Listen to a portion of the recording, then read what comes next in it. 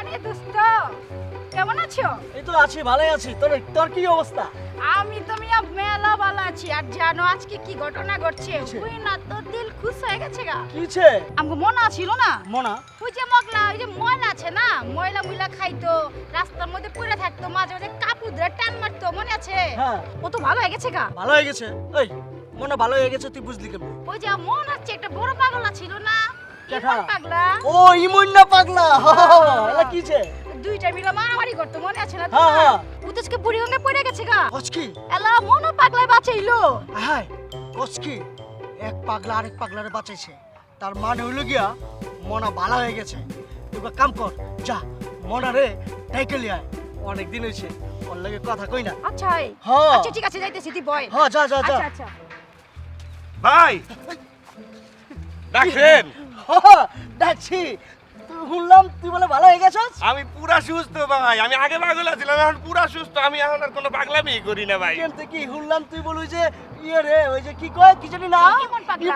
ইমন পাগলা রে বলে তুই বলে বাঁচাইছস। বাঁচাবো না ভাই, আমার কলিক না, আমিও পাগল ছিলাম, হ্যাঁ পাগল। তো পাগলে না বাঁচালে কেমনে পাইব? হয়েছে কি জানেন, জিগায়া দেখি কি মন পাগলা এমনি এমনি এমনি এমনি ডুবে যাইতেছে গা। এলা? হাজার হাজার মানুষ খালি ছবি তুলতেছে, কেউ বাঁচায় না ভাই।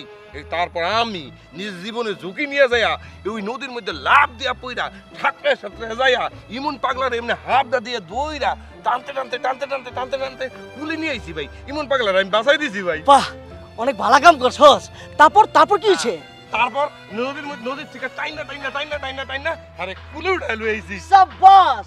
আরে হেলাই কেঠা কো তুই পাগল? হ্যাঁ আপনারাই তো কোন আমার পাগল। এই কস কি আজকে থেকে আর কমরা, হ্যাঁ। আজকে তো তুই ভালো মানুষ। আমি তো ভালোই, আপনারাই ভুল করেন। আচ্ছা এলা তারপরে কি হলো? তারপর কি হয়েছে?